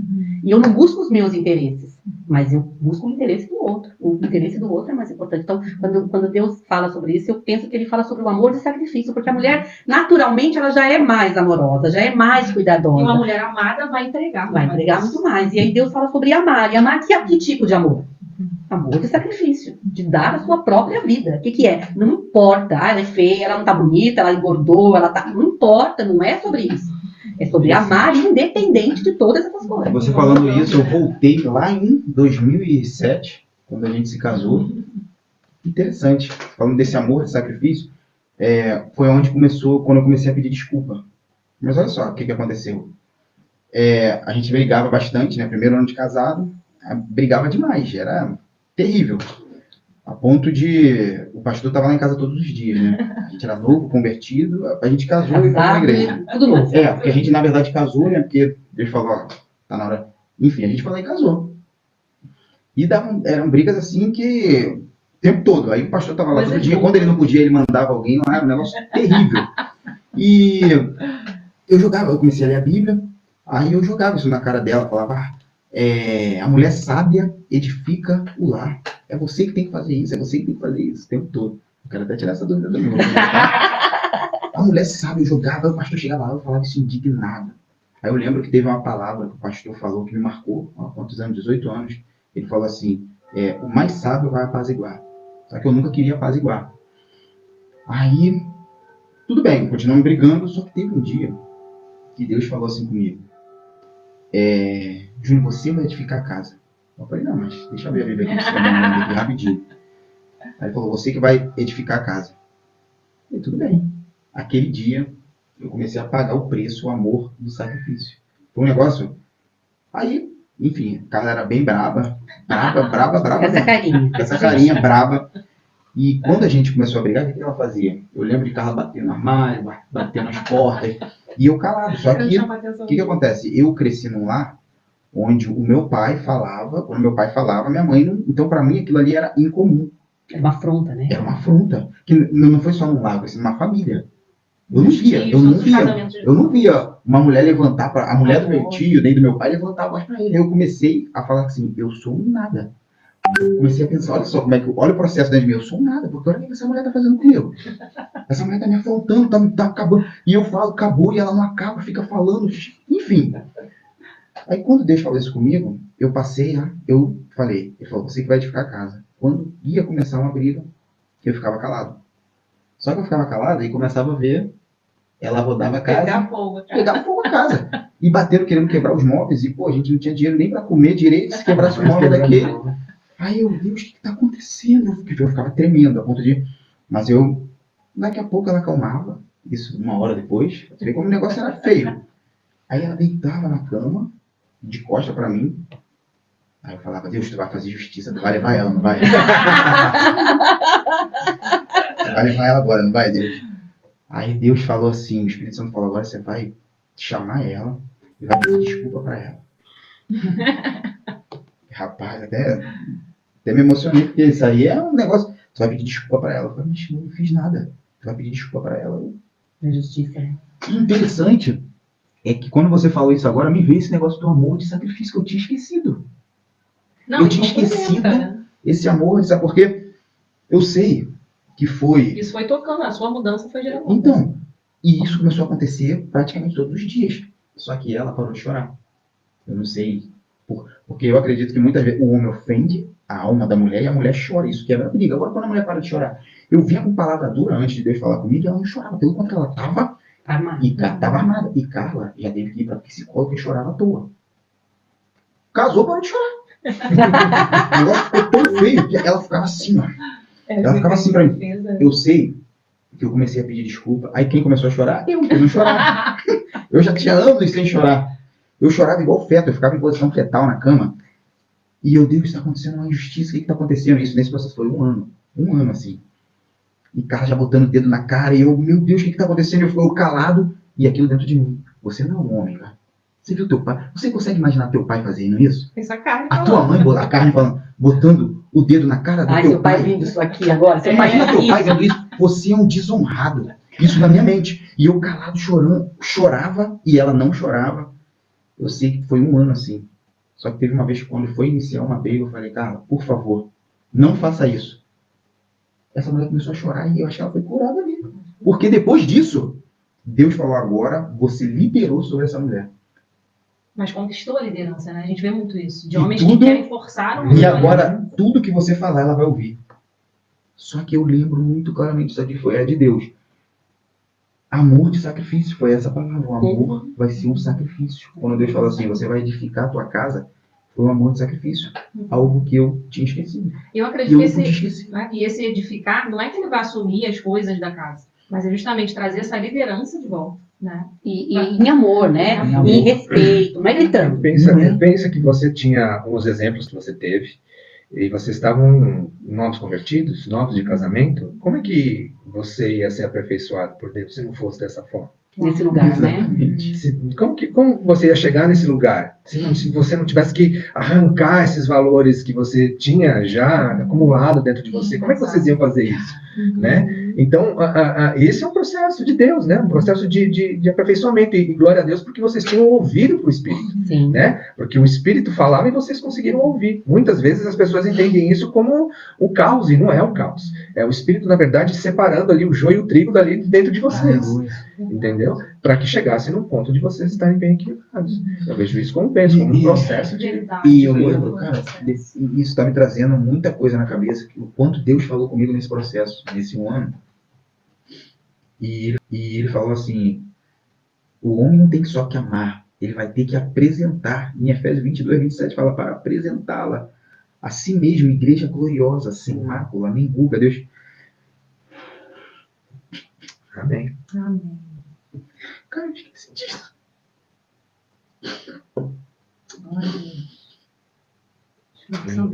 Amém. Glória a Deus por isso. Cara, eu esqueci disso. Ele falava assim, eu te dei estrutura. Você tem estrutura. Isso que tá acontecendo com você tem estrutura. Ela não pode ter mácula, nem ruga, nem coisa semelhante. Mas você vai ter que me apresentar santa aí.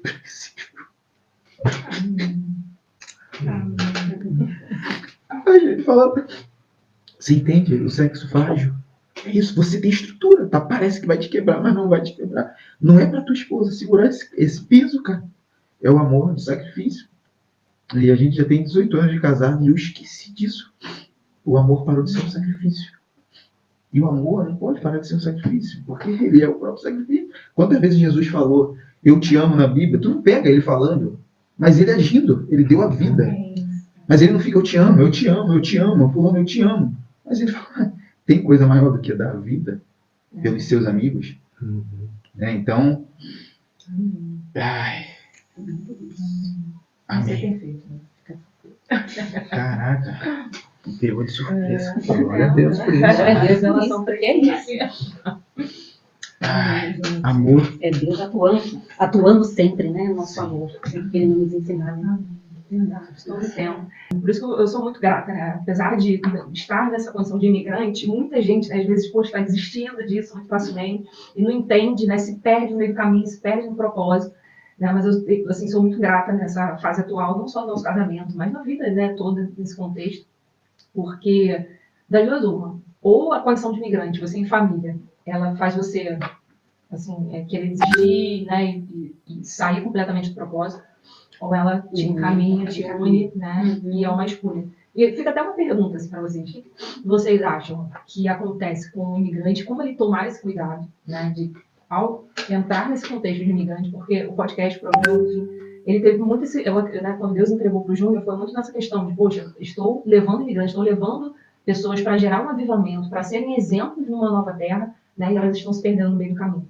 Nesse contexto, o que vocês poderiam falar para esses casais, para essas famílias, né, que estão passando diversos desafios, né, por estarem nessa condição de imigrante, mas estão se perdendo no propósito?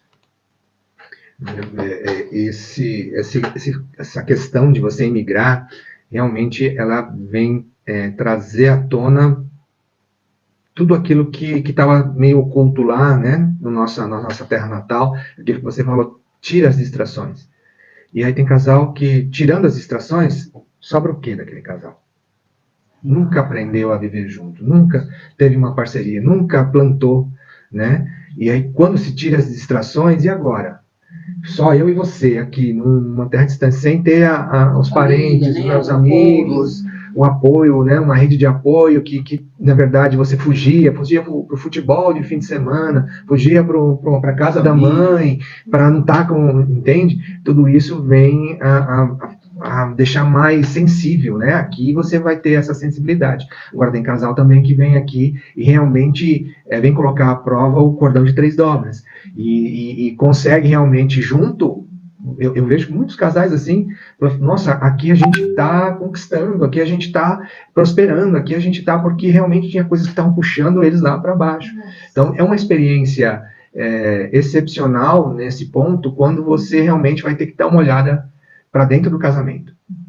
Independente, você vai ter que olhar para dentro do casamento e realmente começar a fazer essa manutenção. Tem gente colher os frutos, ou ter que dar essa manutenção ali para que vocês consigam realmente seguir daqui para frente. Tiramos as muletas, né? As muletas caíram e agora vocês têm que caminhar junto daqui para frente. Tem casal que é muito mais difícil, que realmente não se plantou lá atrás, né? O casal realmente não plantou no casamento. Deixou a coisa fluir, cada um olhando para o seu próprio umbigo, e agora aqui é o coletivo, tem que ser o coletivo, porque é justamente aquilo lá que quando um cai, o outro levanta, né, e é assim que tem que funcionar. Se você não aprendeu isso, não plantou isso lá, aqui vai ser muito difícil de você realmente colher isso de imediato, e aqui é assim, é para ontem, né, você vai ser colocado à prova a partir do momento que você põe seus pés nesse outro lugar, nessa nova realidade, né, então tudo isso vem trazendo uma aprovação, na verdade, e glória a Deus, né, porque Deus realmente tem feito um movimento de trazer cristãos para este país, porque a gente acredita realmente que Deus tem um propósito específico para este país, né, de um avivamento, de salvação. A gente crê assim, eu vejo esse movimento de imigração muito baseado nisso, na vontade de Deus realmente trazer um tempo novo para este país, e tem trazido novas igrejas, tem trazido cursos, tem trazido pessoas, tem trazido pastores. Então você consegue hoje aqui ter uma rede de apoio que pode te ajudar, a verdade, a enfrentar toda essa nova realidade do casal, né? Eu não estou falando nem dessa realidade de trabalho, de sobrevivência e tudo, mas de convivência, né? Uma nova realidade de convivência do casal, onde os nossos votos vão ser colocados à prova, né? A nossa aliança vai ser colocada à prova, e onde a gente vai poder fortalecer esse ministério de uma só carne, né? Que Deus nos deu. Então, eu vejo assim, eu acho que é uma oportunidade da gente colocar à prova e tirar essas muletas, tirar as distrações, para que realmente a gente possa seguir agora de uma forma bem mais pura e estruturada, realmente, olhando para o casal realmente internamente, sem as outras coisas. Eu penso assim, que Deus nos trouxe para cá no sentido de nos tirar essa segurança, porque a casa onde a gente nasce, né, o nosso país, é segurança, né? Você sabe que se der alguma coisa errada aqui, você vai correr para tua família e você vai ter apoio ali, né? Se faltar comida aqui, não tiver lá lugar para comer, você vai para casa da sua mãe e vai ter um prato de comida lá. Ou se eu não conseguir pagar o aluguel, não deu para fazer, ninguém vai me mandar embora, eu vou para casa de alguém. Você tem segurança naquele lugar. E Deus nos trouxe para cá, e eu penso que Deus nos trouxe para nos amadurecer, no sentido de que eu sou o lugar de confiança. Uau. Um amadurecimento que traz dependência. Né? E você precisa crescer no sentido de confiar, em depender de mim. Eu sou a confiança que você precisa ter. E não dá mais para ser crentinho, você precisa amadurecer. Deus precisa de crente amadurecido. Né? Porque crente amadurecido, ele consegue passar pela turbulência dando glória a Deus. Né? Ele consegue olhar para o português que vai tratar ele mal e falar assim: olha, Deus vai te abençoar, eu vou fazer uma oração por você, eu posso te amar, olha, eu tenho uma igreja, eu posso dar um bom testemunho. Crente infantil está lá no Brasil de monte, procurando o seu próprio interesse. E a gente veio para cá também, só que Deus nos trouxe para cá nesse propósito de amadurecer e aprender a depender dele, porque aqui nós dependemos do Senhor. Ele é. Né? Ele é a casa onde a gente pode correr. Ele é a pessoa para quem a gente vai correr. Não dá para continuar sendo crente infantil, né? Chorando, correndo no colo da mamãe. A gente precisa correr nos braços do pai. E ele tem consolo para nós. Né? E Deus fala bastante sobre amadurecimento. Eu quero mulheres maduras, eu busco pessoas maduras que queiram realmente enfrentar e dizer o que é ser cristão. Né? Cristão que ama, cristão que respeita, cristão que fala a verdade, que vive, porque Jesus viveu o ministério dele de 3 anos vivendo. A gente aprendeu com ele testemunhando. Ele viveu o evangelho, né? E passou da hora da gente viver o que é o evangelho. O evangelho que respeita, que suporta, que ama, que entende o outro, que acolhe. Esse é o verdadeiro evangelho. Os crentes intencionais, né? Aquele que pega a palavra e aquele que vai colocar ela realmente em prática, né? Aquele que não só escuta a palavra e ela alimenta o meu coração, e nossa, como eu fico com o meu coração quentinho, né? Mas só que isso não chega na segunda-feira. Eu vi um pastor a semana passada falando que o nosso culto verdadeiro é na semana, é no dia a dia, é na segunda-feira, é na segunda-feira que eu vou entregar o meu testemunho, é na segunda-feira que eu vou entregar a minha honra e a minha glória para Deus, em todas as minhas relações diárias, seja no meu trabalho, seja na escola, nos meus filhos, no vizinho, no mercado, é ali que eu estou entregando para Deus o meu louvor a Ele, o meu culto a Ele, porque eu estou realmente sendo aquilo cristão, né? Eu estou dando um testemunho de quem eu sou no dia a dia, né? Então, é ser realmente intencional. O amadurecimento passa por isso.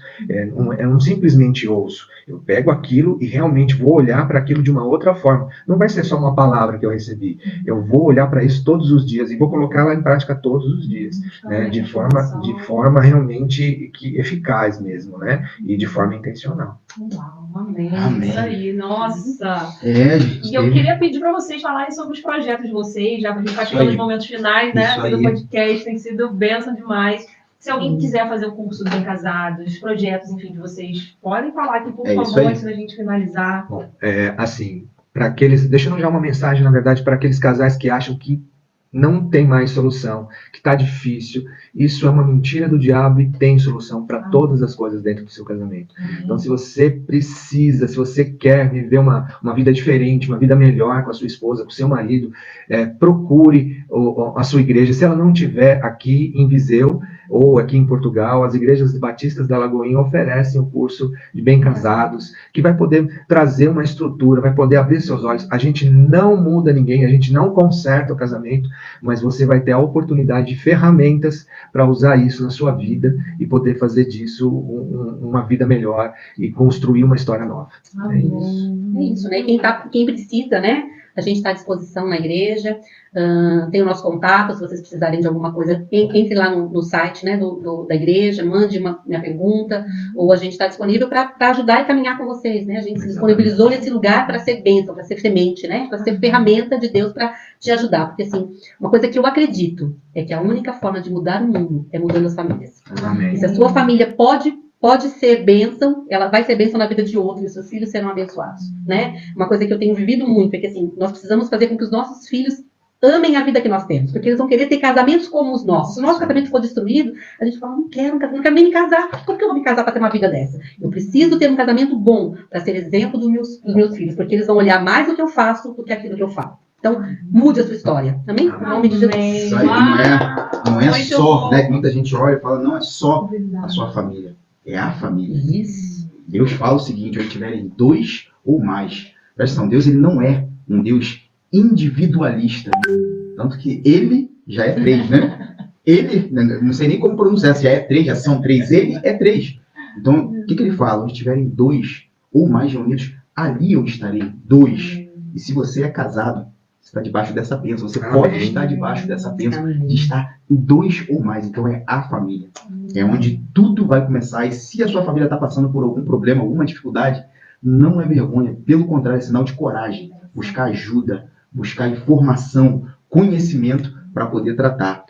Gente, foi muito bom receber vocês. A gente agradece imensamente aí a disponibilidade, né? Vocês darem um pouquinho do tempo de vocês pra gente. A gente está sempre disponível. Muito bom. E se você gostou, se inscreve aqui, né? Dá o seu like, compartilha isso com alguém, pelo amor de Deus. É de graça compartilhar, por enquanto. Então compartilha com alguém. E vou deixar aqui embaixo para você, ó. @SaiDaTuaTerra. Segue a gente lá no Instagram. Segue a gente lá também no TikTok. Se não é inscrito no canal, se inscreve. O Instagram de vocês pessoal, que vocês gostariam de deixar. Bem Casados existe? Não existe Instagram, eu acho que não. Não, é só pelo site da Igreja Batista da Lagoinha de Viseu. É de Viseu. Só procura lá, Pelo site da Igreja Batista Lagoinha de Viseu. Isso, e Igreja Batista, e tem todas as redes sociais, no Instagram, no Facebook, no YouTube, vai conseguir encontrar. Se de repente alguém quiser para a igreja, né? Quiser fazer um curso de casais na igreja, nos procure. A gente está formando líderes também para poder fazer esse projeto. Show E de bola. expandir o reino. Que legal. E se alguém estiver precisando de psicólogo, alguma coisa, Sim. Então, entra lá no Instagram, @vivalevemente.terapia, é o nosso Instagram. A gente tem um projeto maravilhoso para cuidar de cristãos cuidando de cristãos, entendendo dessa cura da alma, né, das emoções, e é importante que se alguém precise, não deixe para depois, cuide, né, daquilo que é importante. Amém. Então foi muito bom, gente. Obrigado. Obrigado, gente. Vocês desejamos uma semana abençoada, não só para você, mas para toda a sua família. Amém. Tá bom? Fica com Deus. Obrigado pela sua audiência. Tchau, tchau.